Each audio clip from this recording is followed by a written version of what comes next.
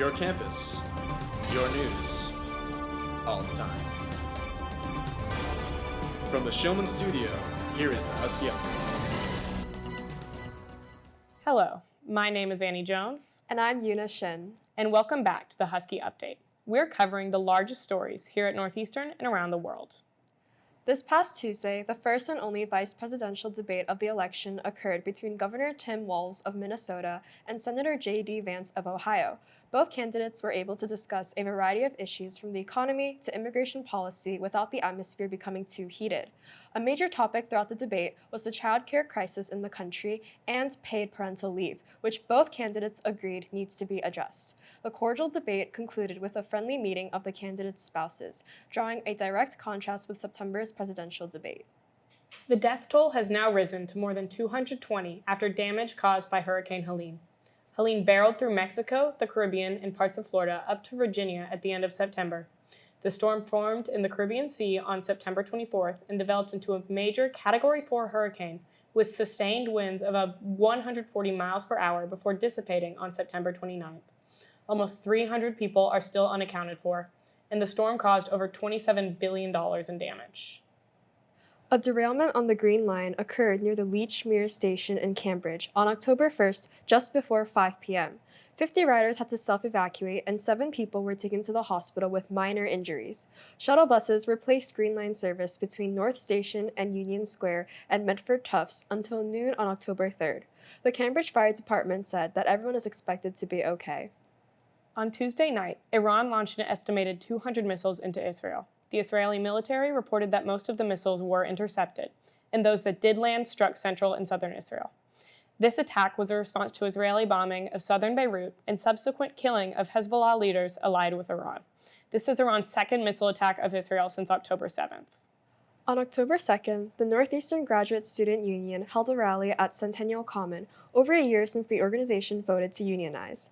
The union gathered to outline their contract, including their demands for pay, dental care, and more. In the most recent U.S. News & World Report, Northeastern drops from the 53rd top college in the country to the 54th. It is now tied with 3 other universities: Florida State University, University of Minnesota Twin Cities, and the College of William and Mary. Northeastern women's hockey had their first game of the season Friday night. NUTV news correspondent Cassandra Joyce has the story. I'm Cassandra Joyce, and tonight we're outside of Matthews Arena for the women's hockey home opener against Quinnipiac, hoping the Huskies pull out a win. A fluid atmosphere at Matthews Arena on Friday night. Fans came ready to cheer on their team. Oh my God, I was so excited. This is my first hockey game. We had the chance to speak with Doghouse lead Misha Unkadovich before the game, who helped bring this exhilarating environment for the students. What is the Doghouse? That's a good question. So the Doghouse is the hockey student section here at Northeastern. I like to describe us as the rowdiest, most annoying fans in the building, hopefully. I'm super excited. I mean, home opener, I think in itself is super cool. The bobbleheads are awesome. I'm super excited to get one of those. But I think, obviously, just seeing, everyone play again, for real is the first real home game. It's not an exhibition. Again, just being there, doing the first Let's Go Huskies, that's super exciting. We're going to have a great season. One fan, third-year Jeremy Martino, even came out to see the Huskies for his 21st birthday. What better place than historic Matthews Arena to celebrate my 21st birthday? Absolutely. No other place I'd rather be. The Huskies pulled out a 4-2 win against Quinnipiac, and they're on their way home. I'm Cassandra Joyce for NUTV News. The movie Whiplash is currently celebrating its 10th anniversary. I'm joined now in the studio by NUTV News correspondents Mimi Yu and Valentina Paredes to discuss the film. Today we are reviewing the movie Whiplash, directed by Damien Chazelle. The movie was originally released in 2014 and re-released this past September as a part of its 10th anniversary. Whiplash follows Andrew Neiman, a young, ambitious jazz drummer, in pursuit of rising to the top of his elite music conservatory. Terrence Fletcher, an instructor known for his terrifying teaching methods, discovers Andrew and transfers him into the top jazz ensemble. Andrew's passion to become one of the greats spirals into obsession, and he is pushed by his ruthless mentor to the brink of his ability and his sanity. No 2 words in the English language more harmful than good job.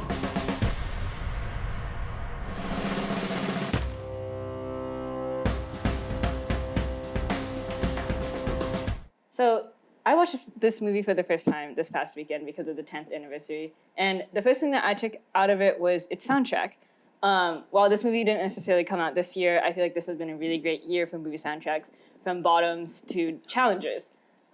Additionally, I was extremely stressed out this entire time. It was so good though, and like it really put me in the mood of like just kind of like getting into that obsessed artist space, which I love. Overall, this is a 5 out of 5 Huskies kind of movie for me. Yeah, I think it's so funny that you say the stress part, because I feel like it's very rare that performing arts, like music, art in general, is portrayed as such a stressful and intense thing.